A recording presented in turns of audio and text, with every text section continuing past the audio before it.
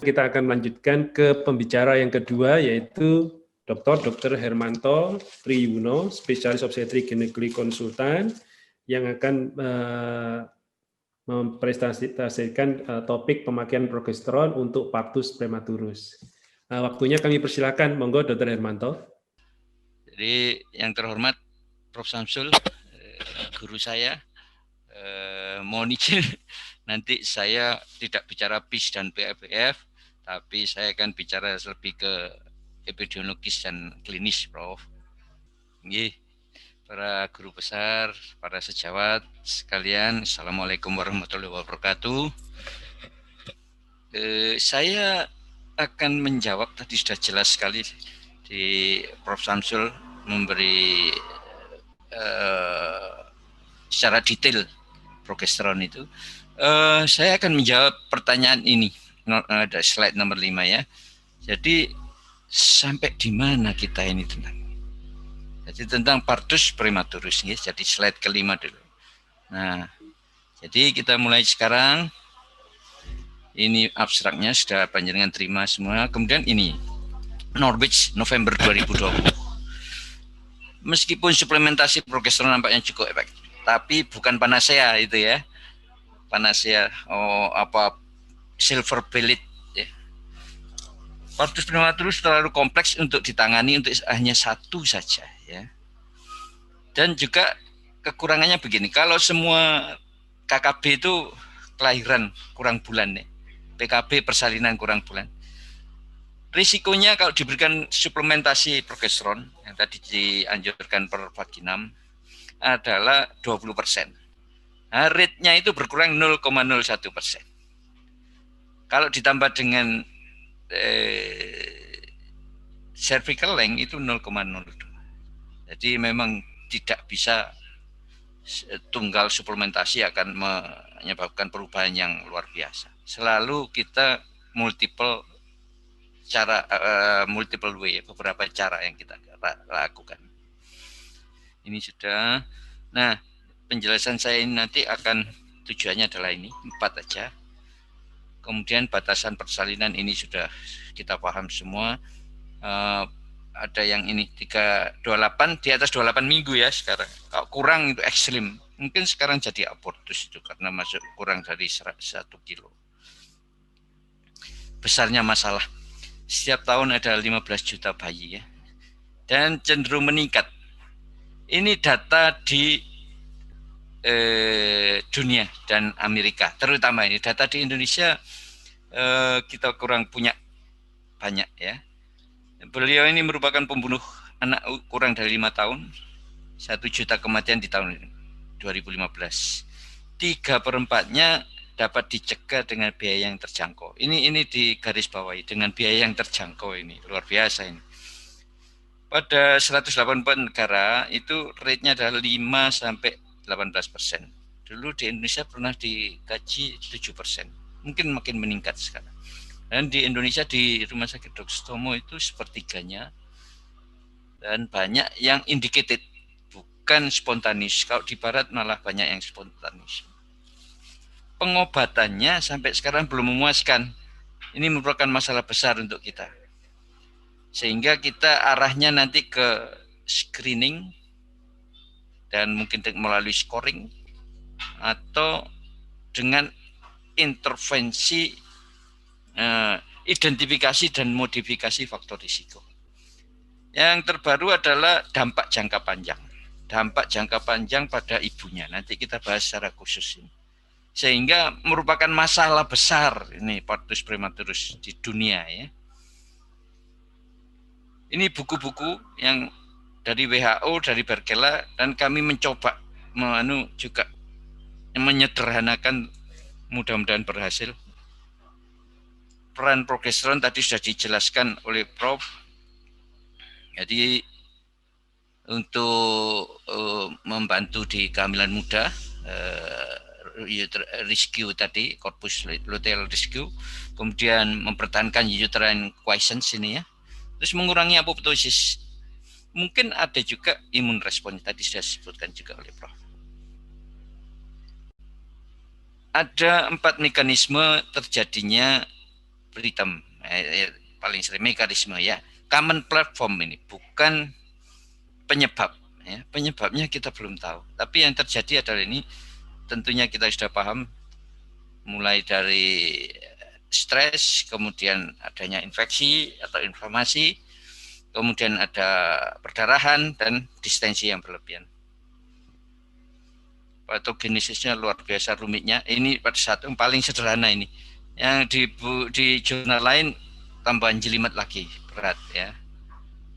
Kemudian risk factor ini tidak bisa saya, kita sudah paham semua. Risk factor nomor 1 adalah riwayat pernah melahirkan partus prematurus, baik yang indicated maupun spontaneous. Bagaimana dengan akut preterm labor? Apakah progesteron berhasil? Sudah jelas tidak berhasil ya, tidak dipakai pada saat ada preterm birth, labor maupun birth itu sudah tidak berguna progesteron. Suplementasinya, tokolisis yang berguna. Ya, dampak jangka panjang ini saya ingin menggarisbawahi. Dampak jangka panjang ini banyak dibahas di buku penyakit jantung, kardiovaskular jurnal.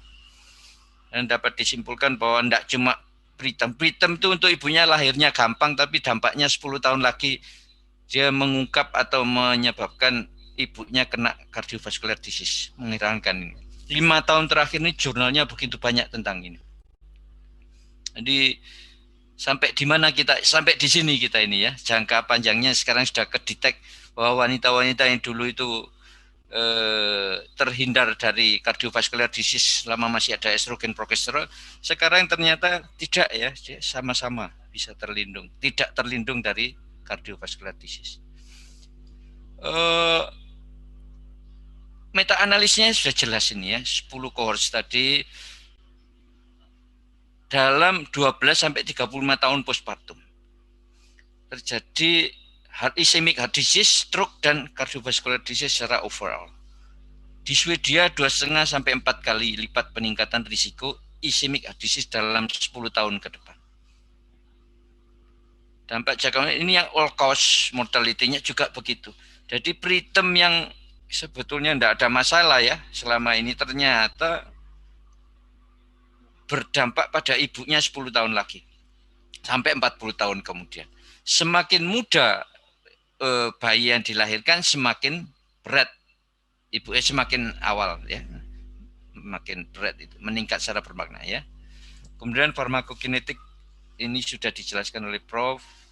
Oral sampai ini yang dianjurkan vaginal ya. Jadi kajian untuk progesteron untuk mencegah partus prematurus ini ada tiga kelompok, yaitu yang bagus, ada kajian yang menunjukkan positif ya, dan diberi progesteron bagus hasilnya.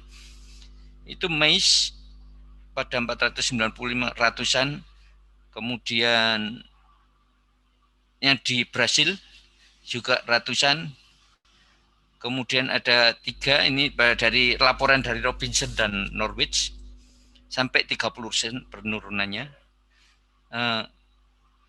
Yang keempat systematic review, ini ada punya papernya saya, ada termasuk optimum yang nanti itu. Jadi dapat mengurangi ini, jadi positif sebetulnya dan aman. Ini yang tahun 2018 ya. Tidak cuma bisa menurunkan, tapi juga keamanannya itu sudah terbukti sampai usia 2 tahun. Nah, kelompok berikutnya adalah yang kurang menunjukkan luaran yang favorable. Progesteron ternyata tidak terlalu bagus, yaitu 1200 pada optimum, ada 3 ini ya. Hasilnya jadi ini justru tidak terlalu bagus. Optimum, kemudian progres, kajian dari progres. Satu lagi ada prolong, ini yang injeksi, yang 2 tadi dengan pesari, yang satunya kapsul vaginal. Jadi ada 3, satu lagi yang kelompok ketiga adalah jelas-jelas tidak menunjukkan sama sekali perbaikan. Misalnya ibu hamil dengan positif fetal fibronectin tes saja dikasih juga tidak ada. Setelah tindakan sirkulase dianggap bagus, ternyata enggak. Setelah keluar air ketuban juga enggak. Ya. Kalau ini meta-analisisnya 4 RCT, tapi tidak terlalu banyak juga jumlahnya, ternyata kemungkinan lebih justru bagus pada yang kurang dari 37 minggu, bukan 34 minggu. Yang tidak jelas juga maintenance terapi setelah treatment. Di sisi lain ada yang menganjurkan, ya. Unclear 2 pada kembar juga tidak. Kelainan uterus atau ART dan obesitas juga tidak jelas hasil kajiannya. Setelah kenceng-kenceng apa yang tidak efektif, ini Simhan dan Karitis 2020 juga menyebutkan bahwa suplementasi progesteron tidak berguna. Kemudian sama, ya. Tetapi para pakar sepakat bukan berbasis evidence tapi berbasis konsensus saja, bahwa karena tidak ada efek sampingnya diberikan saja. Kemudian yang saya mohon bantuan adalah ini, untuk mengurangi dampak dari persalinan prematur ini, partus prematurus ini, saya mohon bantuan untuk memberikan MGSO4. Ini buktinya sudah jelas-jelas dan semua institusi mendukung. Sangat mudah, sangat murah, sederhana. Mohon bantuan diberikan. Bukti-buktinya 2A ya, 1A atau 2A. Di 2B ada ya. Jadi memberikan dalam 24 jam akan lahir, berikan MGSO4. Ada beberapa cara yang dipakai. Pakai Acto MGSO4, pakai BIM dan pakai Premak. Kita pakai di Sutomo pakai ini, hanya diberikan 1 kali, tidak usah maintenance, sehingga dosisnya paling kecil, dampaknya sama. Dampaknya apa? Mencegah cerebral palsy dalam 2 tahun pertama. Sudah jelas itu. Jadi mohon bantuan itu.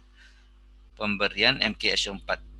Kemudian kortikosteroid jangan lupa, tapi kajiannya kita pakai dosis yang paling kecil karena pada ini ada hubungannya dengan peningkatan neurodevelopmental, gangguan neurodevelopmental. Kemudian bagaimana penanganan secara nasional? Saya melihat belum ada ya gerakan nasional untuk penurunan partus prematurus, penanganan ini. Kalau di luar ada PREBIC ya, International Corporation PREBIC, Preterm Birth. Jadi di ini belum, mudah-mudahan nanti Pak Brahmana dan Pogi bisa mulai menginisiasi satu penanganan secara khusus karena ini masalah nasional sebenarnya. Tidak cuma nasional, masalah dunia ya. WHO sendiri menerbitkan 2 buku khusus untuk bone to soon dan intervensinya. 2012 bone to soon, 2015 beliau WHO mengeluarkan satu lagi intervensi untuk Bergela 2010 sudah menulis itu. Jadi ini sebetulnya masalah internasional, mudah-mudahan kita juga bisa berkontribusi untuk ini. Sebagai rangkuman, PKB merupakan masalah yang sangat besar.